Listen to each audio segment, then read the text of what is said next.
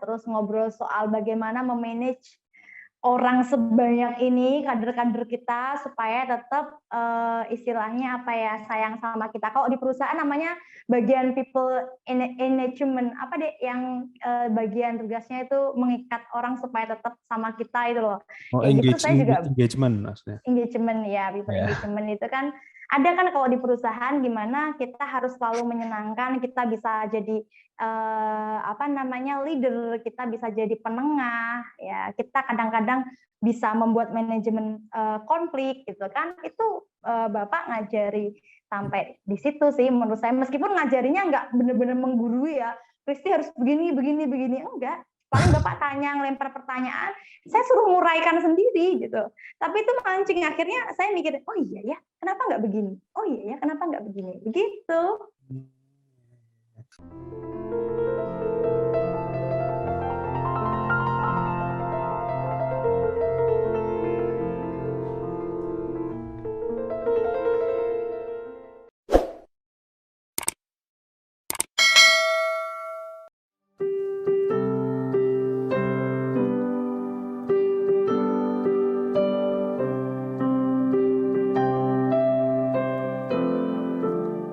Assalamualaikum warahmatullahi wabarakatuh. Kembali lagi di channel Bangsa TV bersama saya Bambang YR Sadono. Ya ini pada hari ini kita kedatangan tamu yang sangat spesial, yaitu ada Mbak Kristi Yuwana SPD MA ini sebagai Ketua Partai Golkar Kecamatan Cepu Kabupaten Blora. Di mana ya? Iya. Ini sesuai dengan temanya ya, yang bisa saya lihat di belakang saya ini 65 tahun Bambang Sadono, yang nantinya ya lebih bahas sedikit mengenai Mbak Kristi Yuwana dan juga Pak Bambang ya. Memang sebenarnya ini untuk memperingati ulang tahun, tapi ya udah agak lewat, tapi nggak apa-apa. Ya, tapi sebelumnya saya mau tanya kabar dulu nih Mbak Kristi Yuwana. Bagaimana kabarnya nih? Iya, ya alhamdulillah baik. Panggilnya aku Dek Raja aja ya, Ya. Mas Raja ya, Mas Raja ya. Ya alhamdulillah baik, sehat. Keadaan Cepu sendiri juga udah mulai ini ya, nggak ada apa kabar-kabar soal tentang COVID lagi. Jadi alhamdulillah aktivitas sudah bisa seperti biasa. Itu deh. Oh iya, ya oke, luar biasa. Kalau kegiatan akhir-akhir ini ngapain nih Mbak kegiatannya? Ini bulan Ramadan ya, jadi apa kalau di kepartaian kita ada triwulan, terus juga ada buka puasa bersama dengan teman-teman pimpinan desa, pimpinan kelurahan, lalu juga ada bagi-bagi takjil bareng teman-teman KPPG. Kebenaran apa saya dipercaya untuk megang KPPG Kabupaten Blora, Mas Raja. Oke. Jadi jadi nggak hanya PK aja, double juga. Nah, apa yang hari ini banget ini tadi lagi nyiapin buat santunan anak yatim besok siang barengan sama Bu Padma ya. Pakai nama Bapera besok. Bapera Pertiwi gitu. Iya, iya, iya. Jadi Berarti cukup padat untuk kepartaian, padat, aktivitas lain juga padat gitu. iya, terutama di bulan Ramadan ini juga ya, jadinya banyak acara juga menjelang akhir. Jadi Betul, betul. memang Mbak Kristi ini berarti banyak itu ya sama ya kalau aku manggilnya Mbak Mesti sih kalau aku manggilnya Sama Mbak aku juga Mbak. iya, tapi Iya. kalau di sini sekarang kita mulai mencanangkan Mbak Padma ya, karena kita punya slogan Padma kan, semangat Padma, semangat 45. Iya. Iya, iya, iya, oke. Kemudian kalau saya boleh tanya ke Mbak Kristi ini tentang perkembangan ini, kan saya dapat apa data-data juga dari Bapak seperti itu, nggih. Nah, kalau perkembangannya saat ini baik di bidang bisnis maupun sebagai pengajar itu bagaimana perkembangannya? Tadi kan sudah yang kegiatan politik itu ya, padat itu Iya, ya. Kalau yang iya. dari bisnis dan juga pengajar itu bagaimana, Iya, Mbak? ya, alhamdulillah deh. Kalau untuk apa di bisnis, ini dulu waktu awal-awal kenal Bapak, saya masih karyawan ya. Saya harus keluar karena memutuskan untuk di partai itu berarti kita harus benar-benar independen kan, tidak ada apa tidak masuk di PNS, tidak masuk juga di karyawan BUMN, sehingga saya memutuskan untuk keluar atau resign dari pekerjaan saya. Terus saya apa berupaya untuk berwirausaha, mulai mendirikan bimbel di waktu itu nggak di Blora dulu, saya di Bojonegoro, di kota sebelah ya, karena kalau di kota sendiri kayaknya masih belum pede. Itu terus akhirnya bimbel satu lagi di kota sendiri, di Cepu ya, terus tambah satu lagi di Tuban, di Kabupaten Tuban. Jadi 3 bimbel ini. Terus nambah lagi sekarang coba buka usaha rental mobil sama kursus setir. Jadi lebih usahanya kalau kalau saya sendiri lebih condong suka ke jasa ya, bukan yang Oh. dagang apa-apa gitu. Karena kalau dagang kayaknya bukan saya belum ahli di sana. Kalau jasa memang sejak dulu kerja di awal-awal kerja pun lebih condong ke bisnis yang memasarkan jasa gitu. Terus kalau ngajar, alhamdulillah masih ya dosen di beberapa tempat di Randu Blatung, di Blora, sama di Cepu. Yang dosen di area Semarang udah dilepas. Sejak mau nyalak 2018 lalu udah dilepas. Jadi udah fokus di area Blora aja. Gitu Mas Raja kurang lebihnya.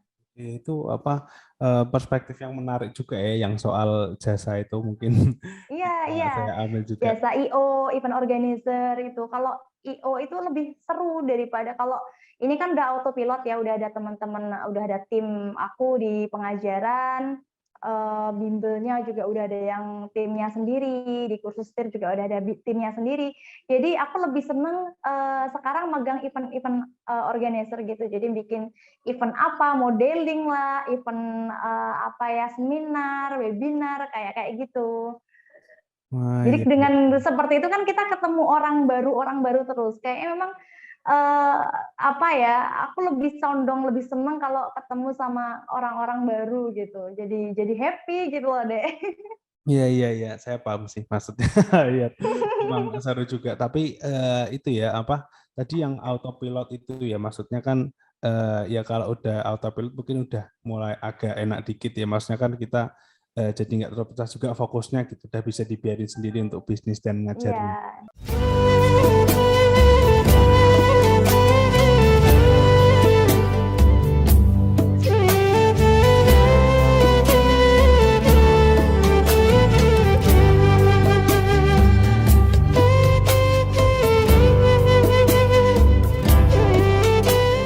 Tapi kalau untuk Mbak Kristi Yuwana sendiri, tadi kan udah bahas mengenai kegiatan, kemudian bisnis dan mengajar seperti itu ya. Tapi kan sekarang ada di dunia politik seperti itu. Dulu motivasinya apa sih kok ingin masuk ke dunia ini? Dulu jadi saya sejak dulu emang suka kegiatan sosial ya. Jadi berangkat dari kegiatan sosial, lalu itu waktu itu saya masih belum kuliah, belum lanjut yang S2 ya, masih sering ngisi seminar sana, seminar sini, terus ketemu sama beberapa dewan gitu kan. Saya ada satu cita-cita memberikan beasiswa ke beberapa atau ke anak-anak SMA yang benar-benar nggak mampu gitu ya, program independen untuk dari kabupaten gitu, bukan yang dari kampus yang ngasih beasiswa atau perusahaan ngasih beasiswa, enggak, benar-benar dari kabupaten ngasih beasiswa untuk anak-anak kuliah ke PTN, bukan hanya ke swasta yang area sekitar Blora tok gitu, enggak.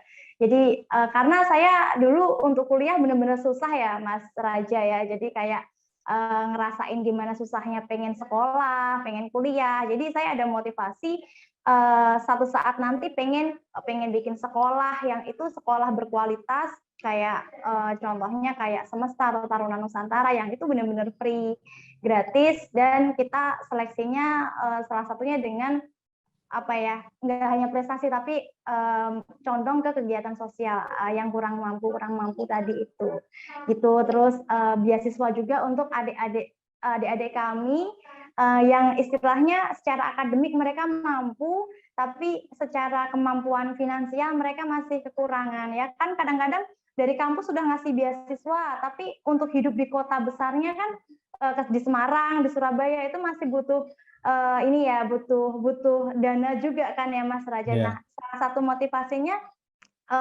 saya ingin mendanai mereka, tapi kalau saya sendirian saya nggak mungkin bisa. Terus saya ketemu beberapa dewan, salah satunya Ketua DPD Golkar Blora ya, Mas Siswanto, itu juga memotivasi banget. Jadi kalau kegiatan sosial kita lakukan sendirian, hasilnya pasti kecil. Paling cuma bisa ngasih 1, 2, 3, 4, 5 orang udah mentok gitu. Tapi kalau kita menggunakan kekuatan politik kita untuk membantu orang, itu akan jauh lebih powerful lagi ketimbang kita sendirian gitu kan, menggunakan kekuatan istilahnya pribadi. Tapi kalau misalnya kita bareng-bareng di dunia politik bisa merubah kebijakan-kebijakan pemerintah gitu ya, yang istilahnya belum pro rakyat sepenuhnya, kita bisa benar-benar, kalau kita memang punya bakat yang ke arah sosial ya, insya Allah kalau kita duduk di dunia DPR pun kita akan benar-benar bisa berperan gitu, bukan baperan tapi berperan gitu. Gitu sih Mas Raja. Dan alhamdulillah memang saya ketemu Golkar ya, jadi ketemu Golkar, ketemu Pak Bambang, ketemu Mbak Mesti, yang istilahnya menurut saya nih ya, itu benar-benar DPR yang bisa jadi contoh, bisa jadi inspirasi orang lain untuk ya ini loh, nggak semua orang politik tuh jahat gitu. Kan sudah sejak dulu itu masyarakat sudah banyak teracuni ya bahwa dunia politik itu jahat, orang-orang politik itu istilahnya apa ya, kalau dulu dibilang kayak apa sih istilahnya, koruptor semua, pasti koruptor itu adalah DPR. Enggak kok, ternyata kalau teman-teman baca buku itu ya, aku pernah baca buku itu, kalau katanya gini Mas Raja, buta yang paling parah adalah buta politik. Mas Raja pernah dengar juga pasti kan. Nah, jadi kalau teman-teman semua hari ini juga dengerin kita ya, atau mungkin nanti pas siaran ulang yang masih ilfil banget sama dunia politik, aduh please ya teman-teman, Anda nyalon jadi ketua RT aja itu sebenarnya udah aktivitas politik gitu. Terus bahkan harga kuliah mahal, harga obat-obatan mahal itu juga dipengaruhi oleh kebijakan-kebijakan politik. Jadi kalau misalnya yang berperan di dunia perpolitikan Indonesia adalah orang-orang yang nggak bagus itu terus gitu kan, yang istilahnya yang benar-benar baik hanya beberapa aja, nanti juga akan berubah-berubah. Makanya teman-teman muda milenial yang sekarang masih ilfil sama politik, yuk bareng-bareng pelajari benar-benar dalam bahwa nggak semuanya gitu loh. Yang jahat itu istilahnya cuma 1, 2, tapi semuanya jadi kepukul rata dibilang jahat, itu nggak adil kan. Sedangkan kan Mas Raja, maksudnya orang jahat itu nggak hanya di politik aja, di dunia persekolahan ada, di dunia pekerjaan yang biasa juga ada. Jadi yang jahat itu bukan politiknya, oknumnya. Gitu sih menurut aku. Personalnya, tinggal personalnya masing-masing. Kalau kita ketemu yang pas ya, dan alhamdulillah ya, saya pas itu ketemunya sama Pak Bambang, sama Pak Siswanto, sama Mbak Mesti, yang menurut saya benar-benar, saya ulangi lagi ya, benar-benar inspiratif tadi, dan beliau mencontohkan ini loh, dewan yang baik tuh begini, yang benar-benar terjun ke rakyat gitu kan. Jadi aku senang lihatnya, oh iya ya, kalau seperti ini beneran bagus gitu, bener-bener sama manusia tuh bener-bener bermanfaat gitu sih Mas Raja.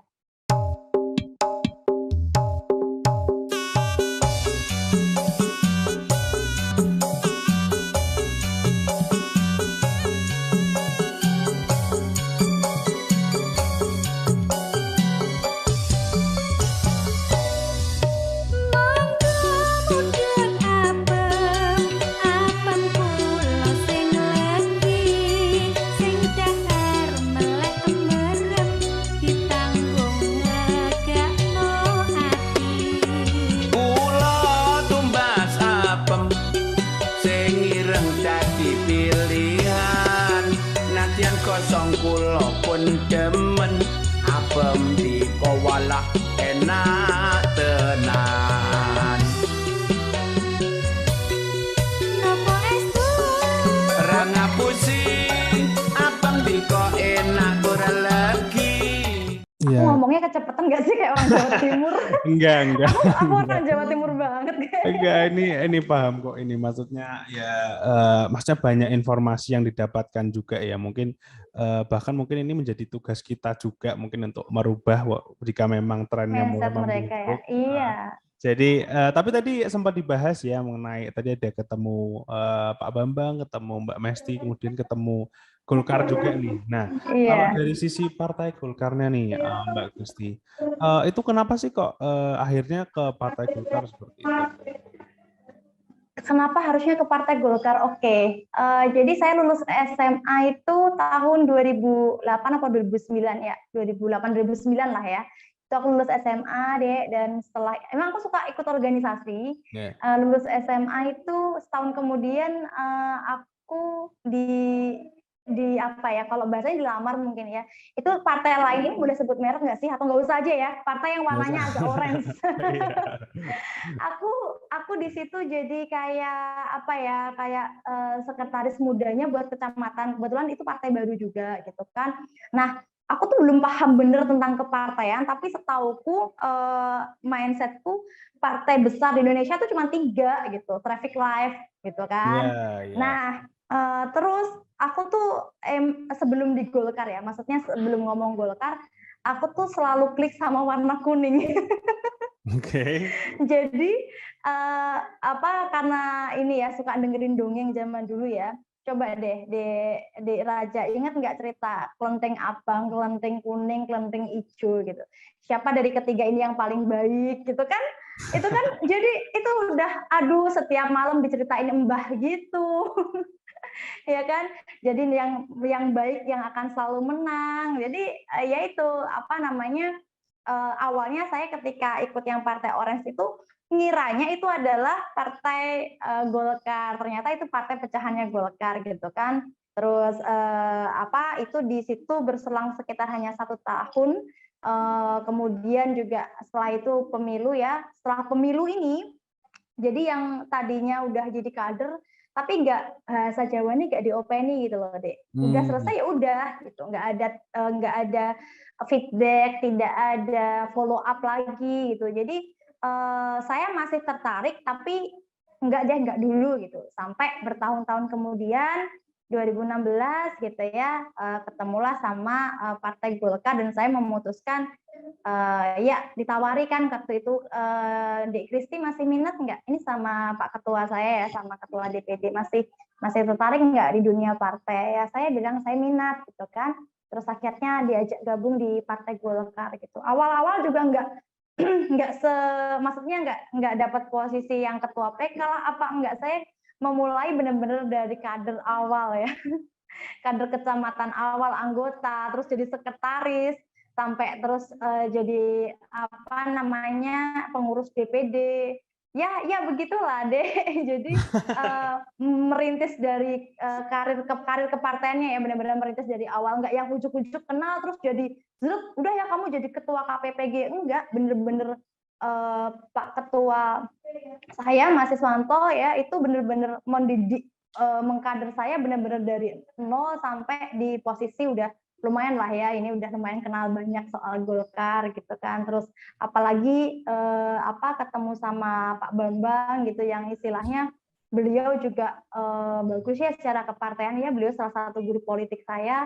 Jadi ya betah di Golkar gitu. Jadi nggak istilahnya kalaupun ada tawaran-tawaran menarik dari partai lain, ini nggak dipungkiri ya, udah ikut di sini aja, nanti kamu dapat begini begitu. Udah kamu gabung sama partai ini aja, nanti kamu dapat ini dari pusat misalnya. Mbak Kristi gabung sama ini ya, ini nanti bakal nyalon DPR RI begini dibantu. Enggak, saya katakan karena menurut saya belajar dari Bapak ya, integritas itu kita harus benar-benar pegang gitu. Kalau sudah kuning, setiap tetesan darah yang keluar ketika dibelah ya kuning gitu. Iya, itu salah satu nilai-nilai yang bisa kita pelajari juga ya dari Bapak. Tapi di sini saya mau mungkin itu ya kasih topik juga ya. Sepertinya ini kan ada perbedaan pandangan juga antar generasi seperti itu ya, bagaimana orang-orang tua memandang partai politik, kemudian ada juga dari generasi muda seperti itu.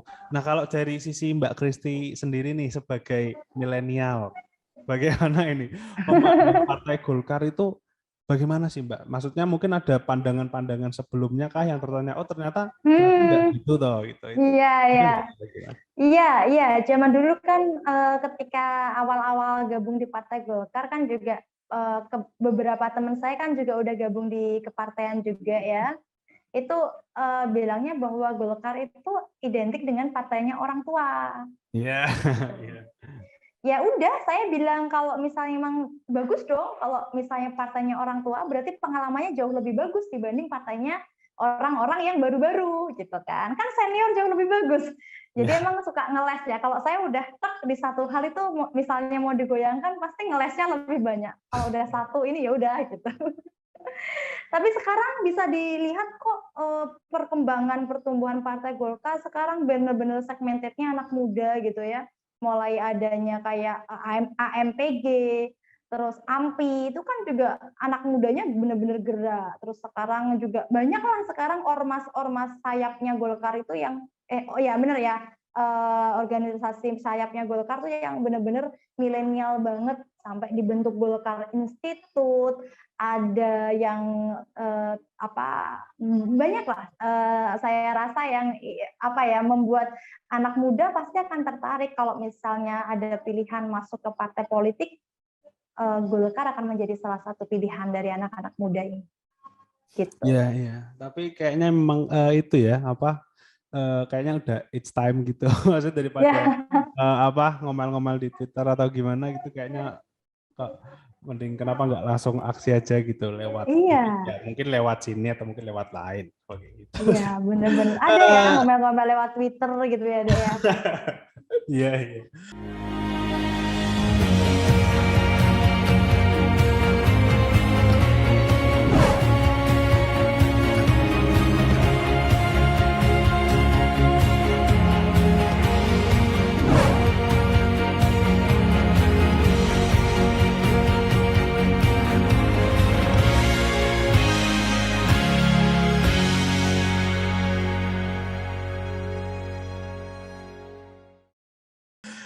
Mungkin ini lebih spesifik lagi ya, Mbak Kristi. Tapi kalau perkembangan Partai Golkar nih, khususnya di Kecamatan Cepu dan umumnya di Kabupaten Blora itu bagaimana sih Mbak perkembangannya sekarang?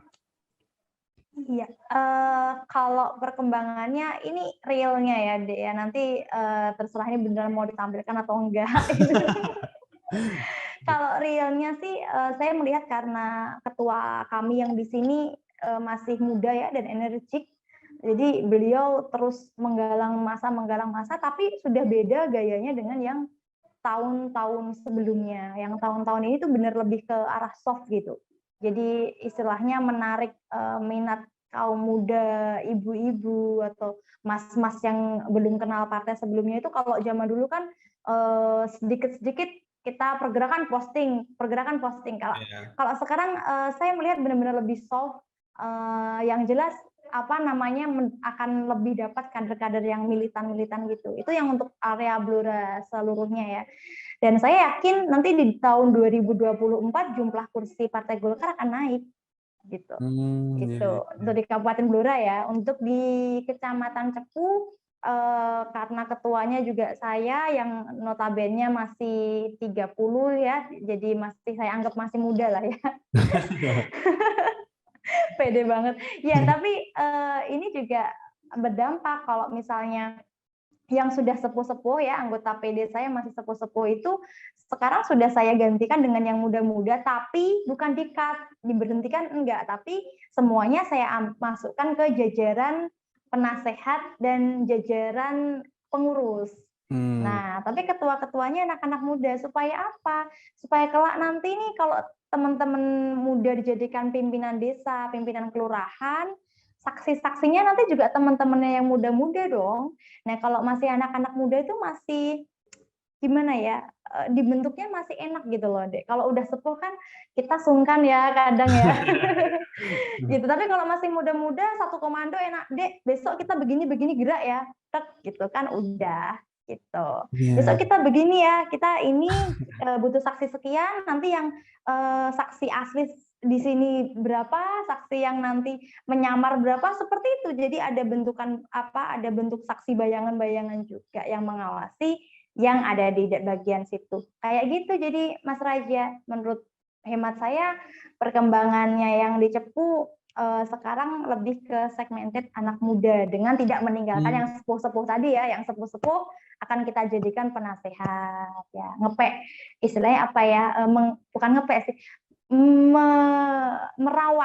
merawat ini lebih susah kabarnya daripada kita mencari yang baru. Nah, kalau yang pohon yang lama kita rawat, tumbuh kembangnya kan juga tetap banyak, sekaligus kita menabur bibit-bibit yang baru. Begitu sih, Mas Raja. Iya, iya. Emang regenerasi itu memang penting juga ya, Iya, maksudnya. kaderisasi, iya benar. Iya, semakin awal juga semakin baik juga. Jadi kan fondasinya jadi tadi itu ya bisa gampang Iya, dibentuk dan juga iya, lebih betul. mungkin lebih aktif juga ya. Kayak Lebih oh aktif. ya Jadi gas gini. kayak nepake inilah ya, nepake kita sendiri.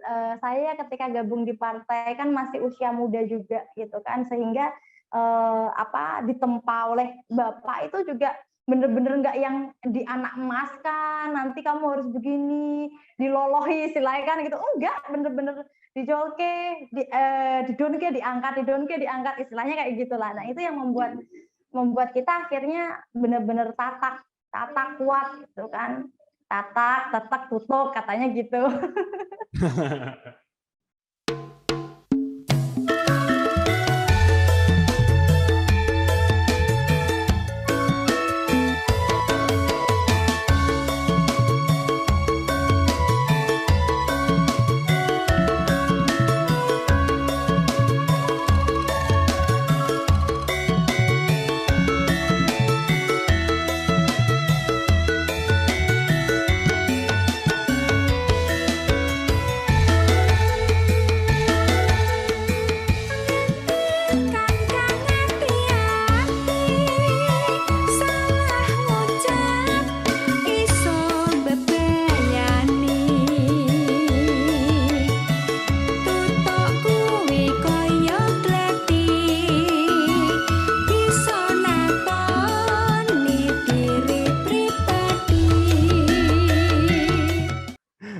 Iya. Alhamdulillahnya ini juga Mbak Kristi di sini juga bertemu dengan orang yang tepat di waktu yang tepat juga ya. Maksudnya Betul. mentor-mentor seperti Bapak, kemudian Mbak Mesti juga, kemudian alhamdulillahnya di Partai Golkar ini ya. Mungkin ini buat yang nonton juga ini bisa dapat insight-insight baru. Jadi maksudnya ya bisa memperbarui pandangan lah, atau mungkin bisa nanti cari-cari lagi mengenai Partai Golkar. Boleh. Dan boleh dibandingkan kok Mas Raja, karena kan seperti yang saya bilang ya, saya pernah di sebelumnya di yang lain, terus di Golkar ini bisa dibandingkan. Saya kan di IO ya, kalau IO kan harus profesional ya. Beberapa kali saya juga nggarap eventnya partai lain, tapi saya nggak datang karena saya nggak enak lah, Kak. Udah biasa di Golkar, tiba-tiba saya datang MC misalnya, atau saya datang apa gitu.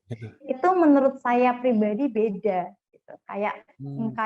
Kayak ya gimana ya, kalau udah di Golkar itu misal saya datang pertama kali, saya yang masih orang lain itu sambutannya itu hangat gitu, ketemunya sama kaum yang nun sewu ya, intelek gitu kan, sopan santunnya enak gitu. Saya nggak tahu saya apakah di Blora aja yang Golkarnya seperti ini atau mungkin di tempat lain juga seperti itu, tapi menurut saya memang Golkar pilihan yang terbaik. Dan supaya saya nggak pindah-pindah lagi gitu. Kalau yang zaman dulu kan setahun aja saya pindah. Sampai sekarang saya nggak kemana-mana lagi karena bener-bener udah klik gitu. Iya, jadi itu ya, bukan cuma memilih tapi buat bertahan juga itu ya harus tepat juga. Ya ini ya mungkin ini jadi testing juga ini, terus sumbernya juga nggak main-main ini Mbak Kristiana yang memang udah masuk ke dalam, jadi ya jangan ditanyakan lagi ini testingnya Mbak Kristiana. Iya. Kemudian tadi kita sempat bahas mengenai Bapak itu ya. Mungkin kita bisa mulai bergeser ke situ. Kalau kenal Pak Bambang Sadono itu sejak kapan sih Mbak Christine?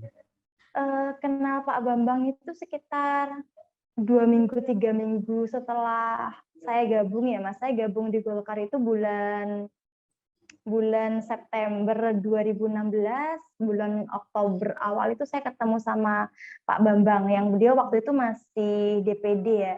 Bener ya, DPD, anggota DPD Jawa Tengah ya Mas ya, bener ya? Tahun berapa? Tahun 2016. Oh iya, iya. Ya, betul. Itu ketemu beliau, dikenalkan sama Pak Ketua saya, Pak Siswanto, matur kalau ini guru politik saya, gitu kan. Jadi saya semakin tertarik, wah ini nih beliau aja bisa membentuk ketua saya juga harus berguru nih sama beliau, gitu kan. Dan menurut saya yang istilahnya waktu itu masih receh ya, yang belum tahu apa-apa gitu kan. Beliau itu kan orang pejabat tinggi ya istilahnya ya, dewan gitu ya. Itu tapi memperlakukan kami yang masih belum apa-apa ini juga nggak dibeda-bedain sama yang udah senior gitu. Lemah lembutnya beliau ketika ngobrol, santunnya itu saya jadi ngelihat, oh iya nih, ini cocok, ini benar-benar orang Golkar kayak gini nih. Gitu. Dan jadi ketemu tahun 2016 awal itu. Dan satu hal yang saya ingat dari beliau, dari ketemu sampai sekarang gitu ya, beliau itu nggak pernah berkata-kata negatif, pasti positif. Beliau itu dimanapun tempat ketemunya, entah bagaimanapun keadaannya ya, beliau itu selalu tersenyum gitu kan. Terus kalau ngelihatin anak-anaknya gitu ya, maksudnya anak buahnya kayak lagi nggak bagus moodnya ataupun apa, itu bisa bikin hal-hal yang serius tapi lucu gitu. Jadi kita ikut ketawa bareng semua. Itu sih yang kami lihat dari Bapak di awal pertemuan. Berarti first impression-nya bagus gitu lah ya. Iya, dan itu yang kita sebagai kader harus mencontoh gimana kita first impression-nya itu juga bagus ke orang lain gitu. Kemasannya juga harus bagus dulu di awal gitu kan. Gitu deh Raja.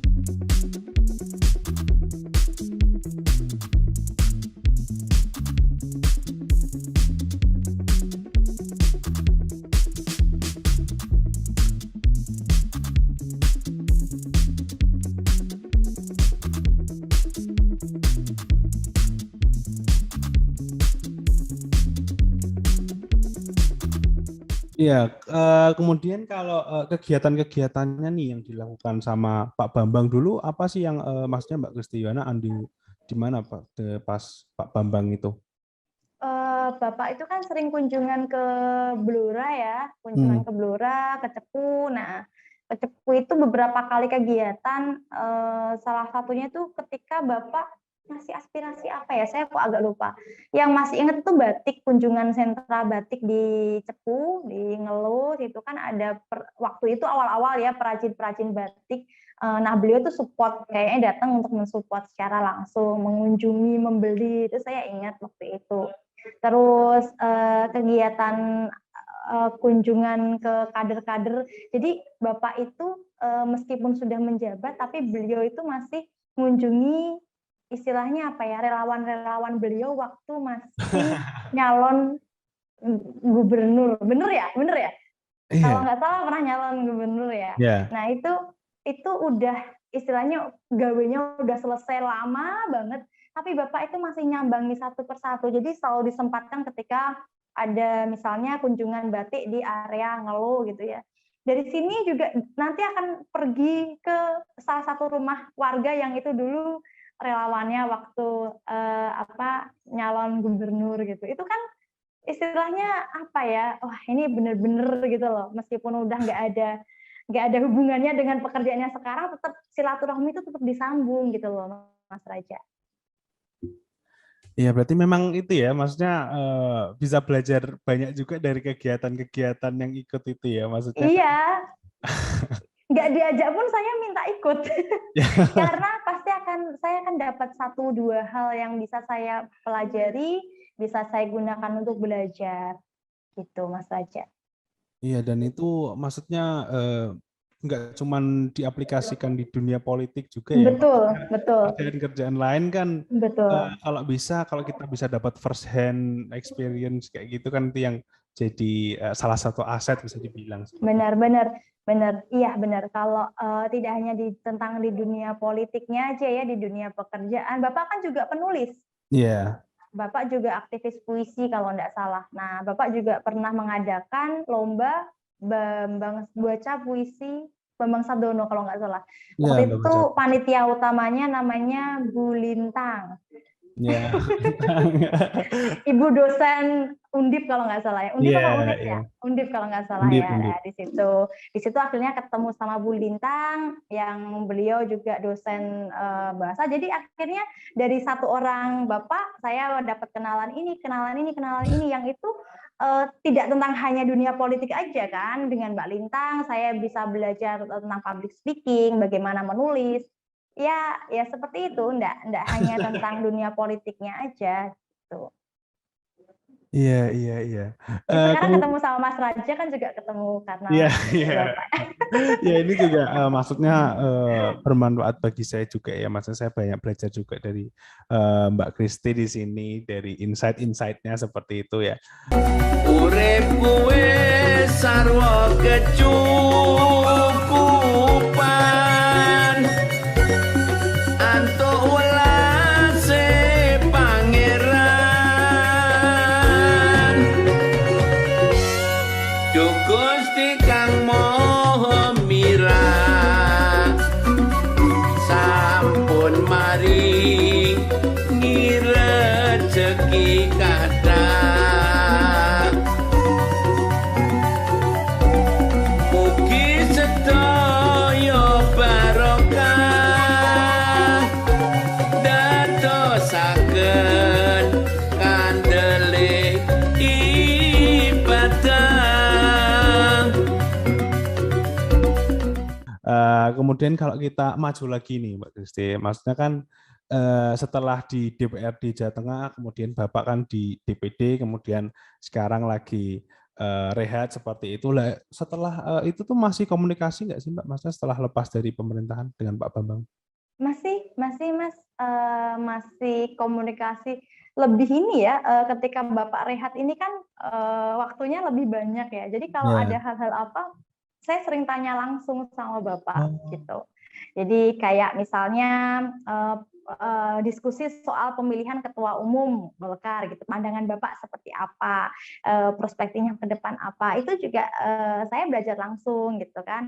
Terus ngobrol soal puisi ya, terus ngobrol soal bagaimana memanage orang sebanyak ini, kader-kader kita supaya tetap istilahnya apa ya, sayang sama kita. Kalau di perusahaan namanya bagian people engagement, apa deh yang bagian tugasnya itu mengikat orang supaya tetap sama kita itu loh.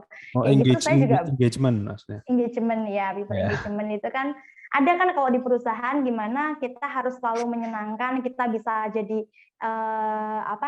leader, kita bisa jadi penengah ya, kita kadang-kadang bisa membuat manajemen konflik gitu kan. Itu Bapak ngajari sampai di situ sih menurut saya, meskipun ngajarinya nggak benar-benar menggurui ya, Kristi harus begini enggak. Paling Bapak tanya, ngelempar pertanyaan, saya suruh nguraikan sendiri gitu. Tapi itu mancing, akhirnya saya mikir, oh iya ya, kenapa nggak begini? Oh iya ya, kenapa nggak begini? Begitu. Ya berarti memang masih komunikasi terus ya, baik itu Iya, diskusi alhamdulillah maupun masih minta komunikasi. saran ya, alhamdulillah.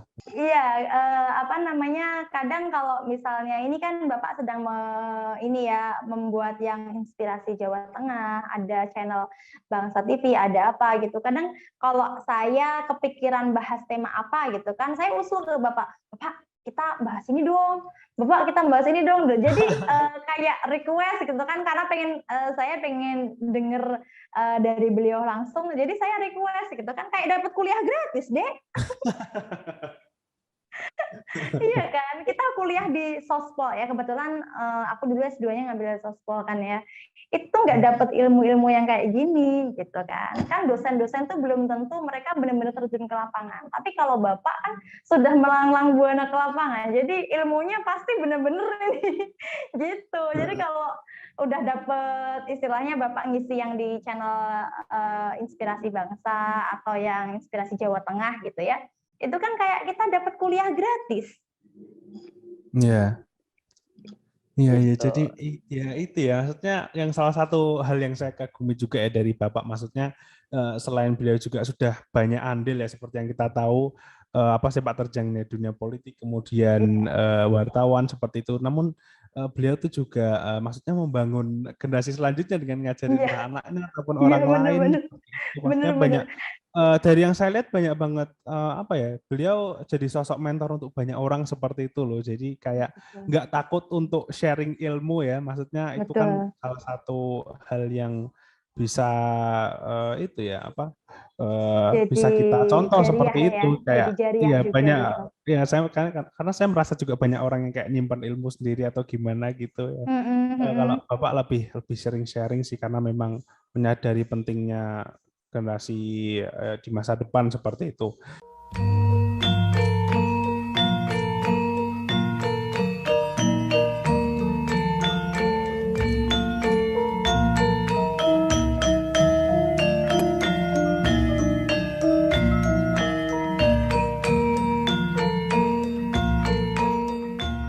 Ya, tinggal 2 pertanyaan terakhir nih. Jadi setelah bergaul sekian lama nih dengan Bapak ya, Pak Bambang Sadono, apa sih kesan yang paling didapat dari Pak Bambang nih? Bapak, kesan Bapak ke Bapak ini menurut saya Bapak adalah guru besar ya. Bapak adalah seorang guru menurut saya. Ya guru politik, ya guru kehidupan. Itu sih maksudnya saya nggak bisa berkata-kata yang banyak lagi, udah pokoknya Pak Bambang itu adalah seorang guru besar gitu di kampus kehidupan. Jadi ini kan Bapak kan usianya sudah menjelang udah bukan menjelang lagi nih, udah masuk ke 65 ya. Dan sekarang aktif di YouTube, ini di media digital, udah mulai merambah ke itu ya, apa dunia-dunia media sosial kayak gitu. Apa sih harapan dan saran ke depannya untuk Pak Bambang? Monggo. Tentang di dunia per-YouTubean sama yang di ini ya, apapun media sosialnya lah ya Dek ya, harapannya untuk Pak Bambang, satu, Pak Bambang selalu sehat, karena dengan Pak Bambang sehat pasti ilmu-ilmunya juga sering di-share. Jadi harapannya kami semuanya Pak Bambang tetap sehat, tetap bisa menjalankan aktivitas dengan baik. Lalu untuk yang YouTube-nya yang Inspirasi Jawa Tengah, kanal Inspirasi untuk Bangsa, terus Bangsa TV itu terus berkembang sesuai dengan visi misinya di awal dulu gitu ya. Jadi terus juga saya secara pribadi harapannya Bapak mau ikut di 2024 nanti, 2024 nanti. Ya Bapak, ini request secara pribadi, nanti kalau Bapak dengar ya, kami kader-kader Bapak pengen Bapak benar-benar terjun lagi secara praktis, aktif lagi gitu ya. Apa namanya, bukan apa-apa ya Bapak, karena masih banyak yang butuh Bapak secara real gitu. Itu sih Mas, ini harapan buat Bapak udah tak sampaikan ya, harapan kami pribadi, Bapak nyalon lagi, entah mau nyalon DPR RI, mau nyalon DPD, udah kita siap dukung gitu. Yang kedua, harapannya untuk kanal yang dibangun oleh Bapak ini lebih bermanfaat lagi ya, lebih banyak menampilkan isu-isu yang positif ya, isu-isu terkini, dan yang tadi Pak Bambang pokoknya harapannya tetap sehat supaya bisa tetap hadir di tengah-tengah masyarakat yang menyayangi Pak Bambang. Gitu Mas Raja. Oke, iya semoga doa-doa yang dipanjatkan juga kembali ke Mbak Kristiana ya sebagai berkah Amin. seperti itu. Amin. Alhamdulillahirabbil alamin ya. Selesai sudah wawancara kita pada hari ini Mbak Kristiana. Saya ingin mengucapkan terima kasih sudah menyempatkan waktunya dan saya mohon maaf juga apabila ada kata-kata mungkin yang kurang cocok atau kurang mengenakan seperti itu. Oke. Sebelum kita tutup secara purna, mungkin ada yang mau ditambahkan, Mbak Kristiana? Kayaknya apa ya? Nggak tahu nanti boleh ditampilkan atau enggak. Ini komentar kadang-kadang saya ya, aku sebagai kader yang istilahnya udah merasa Pak Bambang ini adalah bapak kami, guru kami itu kadang-kadang ngerasa agak gregetan kalau bapak itu ada yang jahatin, udah ada yang istilahnya di belakang nggak baik sama bapak tuh tetap baik gitu. Itu kadang bapak nih gitu kan, itu tuh jahat loh sama bapak, itu tuh begini loh sama bapak. Tapi bapak itu tetap baik gitu. Karena kata bapak, ya antagonis di kehidupan kita itu yang memang didatangkan oleh Allah untuk menguji kita. Kita nggak berhak balas mereka. Udah mereka jahat, kita baik, mereka baik, kita lebih baik, gitu sikapnya ke mereka. Itu sih Mas Raja. Jadi deketannya itu kadang-kadang bapak udah tahu loh, bapak dijahatin sama itu kok tetap baik sih gitu. Iya. Ya luar biasa sekali ya. Ini tentunya menjadi apa ya? Wawancara yang berharga juga buat saya, banyak sekali manfaat yang bisa saya dapat nih, pastinya penonton juga moga-moga bisa mendapatkan manfaat seperti itu. Lagi-lagi saya ingin mengucapkan terima kasih sekali lagi Mbak Kristiana ya. Nantikan episode-episode selanjutnya buat para penonton di rumah. Semoga nanti mungkin bisa sharing-sharing lagi kalau ketemu lagi Mbak Kristiana secara offline ya. Thank you Mas Raja ya atas waktunya ya.